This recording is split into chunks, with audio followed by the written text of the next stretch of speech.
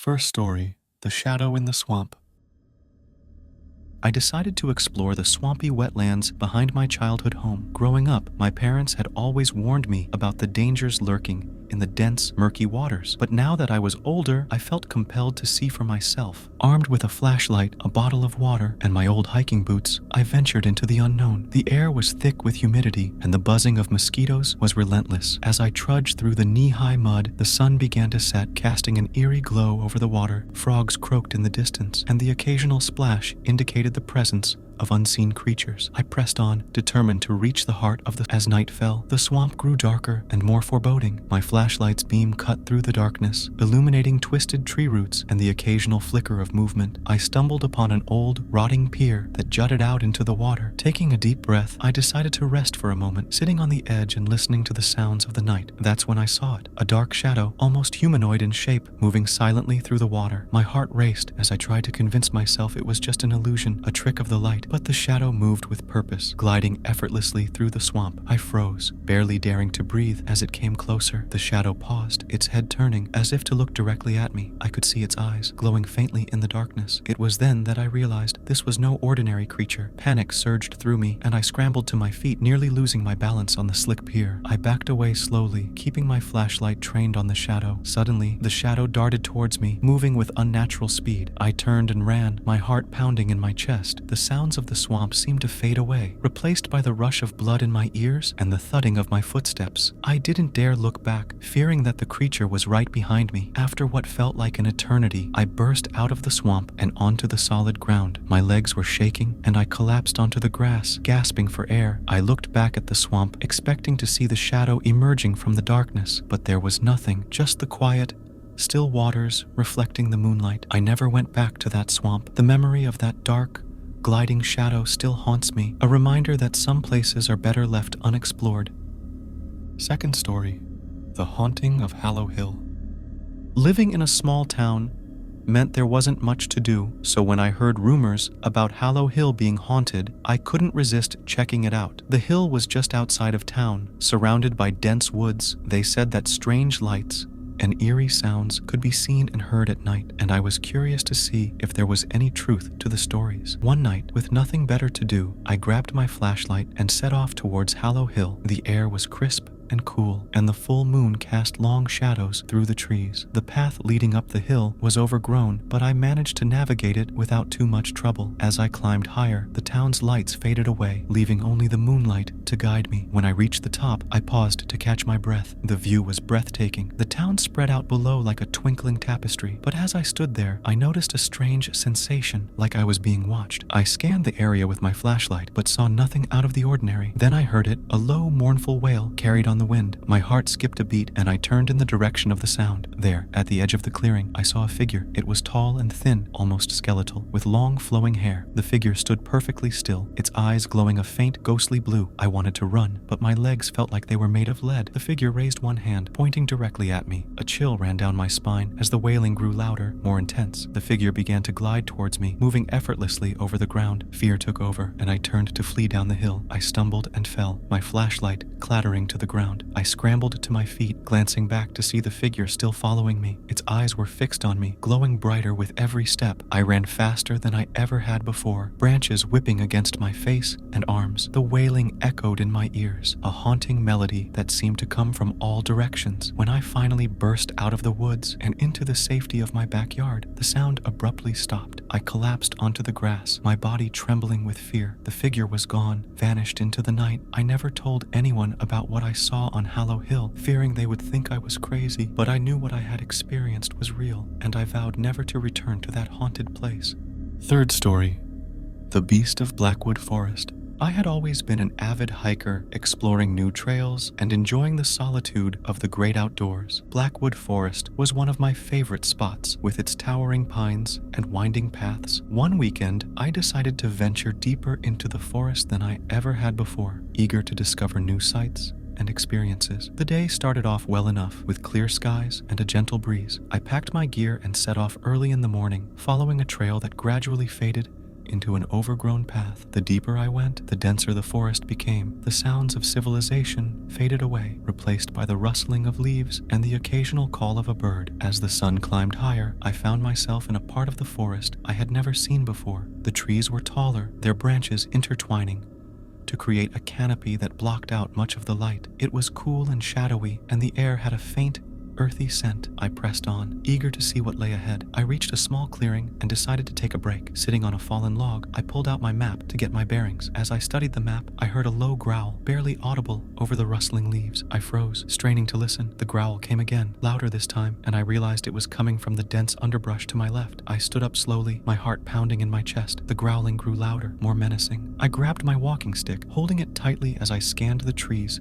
for any sign of movement. Then I saw it, a pair of glowing eyes watching me from the shadows. The creature stepped out into the clearing, and my blood ran cold. It was massive, standing at least 7 feet tall, on 2 legs. Its body was covered in thick, matted fur, and its face was a grotesque mix of human and animal features. It snarled, revealing rows of sharp teeth. I backed away slowly, trying not to provoke it. The beast followed, its eyes never leaving mine. I turned and ran, the sound of its heavy footsteps thundering behind me. I didn't know where I was going, only that I needed to get away from that monstrous creature. Branches tore at my clothes and face as I sprinted through the forest. I could hear the beast crashing through the underbrush, getting closer with every step. Desperation fueled my flight, and I pushed myself to run faster, ignoring the burning in my lungs and legs. Just when I thought I couldn't run any further, I burst out of the forest and onto a familiar trail. I didn't stop until I reached the parking lot, where I collapsed beside my car, gasping for breath. I looked back at the forest, half expecting the beast to emerge from the trees, but there was nothing, only the silent, dark woods. I never went back to Blackwood Forest after that day. The memory of the beast's glowing eyes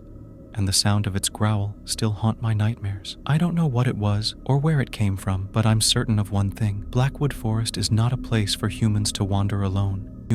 Fourth story, the Siren of Silver Lake. Silver Lake had always been a place of beauty and tranquility. Nestled in the heart of the mountains, it was a popular spot for camping and fishing. I had spent many summers there with my family, but this time I decided to go alone, seeking solace and a break from the stress of daily life. I arrived at the lake in the late afternoon, the sun casting a golden glow on the water. I set up my tent near the shore and built a small fire. As night fell, I sat by the fire, enjoying the peace and quiet. The only sounds were the gentle lapping of the water and the occasional hoot of an owl. As the fire burned down to embers, I heard something strange, a soft melodic singing drifting across the water. It was faint at first, but it grew louder, more alluring. I stood up, trying to locate the source of the singing. It seemed to be coming from the far side of the lake, where the water was deepest and the forest thickest. Curiosity got the better of me, and I grabbed my flashlight, deciding to investigate. The singing grew clearer as I walked along the shore, a hauntingly beautiful melody that seemed to beckon me closer. I reached the edge of the forest and paused, the light from my flashlight cutting through the darkness. There, standing at the water's edge, was a figure. It was a woman, her long hair flowing around her like a veil. She was singing,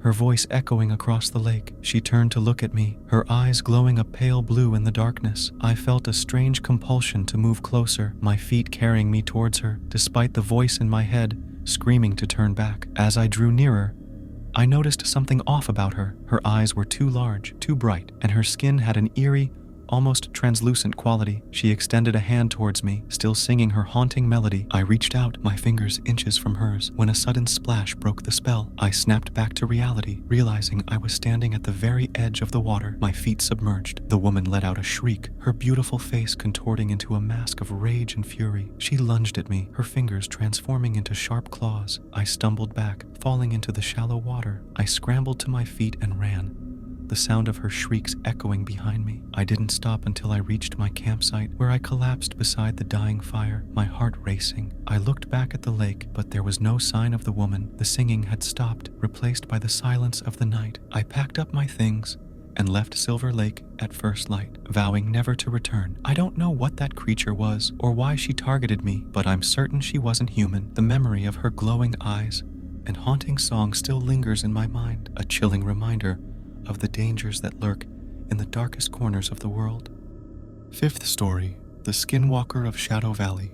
Growing up in the Southwest, I'd heard countless stories about skinwalkers, shape-shifting witches of Navajo legend who could take on the form of animals. I'd always dismissed them as mere folklore, tales to scare children around the campfire. That was until I encountered one myself. I was on a solo camping trip in Shadow Valley, a remote area known for its rugged beauty and eerie stillness. I'd set up my tent near a small stream and spent the day exploring the surrounding hills. As dusk fell, I returned to my campsite, built a fire, and settled in for the night. The silence of the valley was almost oppressive, broken only by the crackling of the fire and the occasional rustle of leaves. As the night deepened, I heard a strange sound, a low, guttural growl coming from the darkness. I froze, straining to listen. The growl came again, closer this time, and I realized it wasn't an animal I recognized. I grabbed my flashlight and shone it into the darkness, but saw nothing. The growling grew louder, more menacing, and I could feel eyes watching me from the shadows. My heart raced as I backed towards my tent, the flashlight beam trembling in my hand. Then I saw it, a pair of glowing yellow eyes peering at me from behind a tree. The creature stepped into the light, and my blood ran cold. It was a coyote, but there was something horribly wrong with it. Its limbs were too long, its body twisted and contorted. It stood on two legs, its mouth twisted into a grotesque snarl. I knew immediately what I was dealing with, a skinwalker. Fear gripped me, and I backed away slowly, trying not to provoke it. The skinwalker growled, a deep, guttural sound that seemed to vibrate through the air. It took a step towards me, its eyes locked on mine. I turned and ran, my flashlight swinging wildly as I sprinted through the darkness. The skinwalker gave chase, its growls echoing through the valley. I could hear its footsteps behind me, impossibly fast and relentless. Desperation fueled my flight, and I pushed myself to run faster, my lungs burning with the effort. I stumbled upon a small cave and dove inside, hoping to find some shelter. I turned off my flashlight and crouched in the darkness, my heart pounding in my chest. The growls grew louder, echoing off the cave walls. I could hear the skinwalker outside, pacing back and forth. I held my breath, praying it wouldn't find me. Minutes felt like hours as I listened to the creature's movements. Eventually, the growling faded and the night fell silent once more. I waited a long time before daring to move, my body trembling with fear. When I finally emerged from the cave, the sky was beginning to lighten with the first hints of dawn. I made my way back to my campsite, gathered my things, and left Shadow Valley as quickly as I could. I never spoke of what I saw, knowing that few would believe me. The memory of those glowing yellow eyes and the twisted, unnatural form of the skinwalker still haunts me. I now understand that some legends are based on truth, and the creatures of folklore are not to be taken lightly. Shadow Valley remains a place of mystery and fear, a place where the line between reality and myth blurs dangerously close.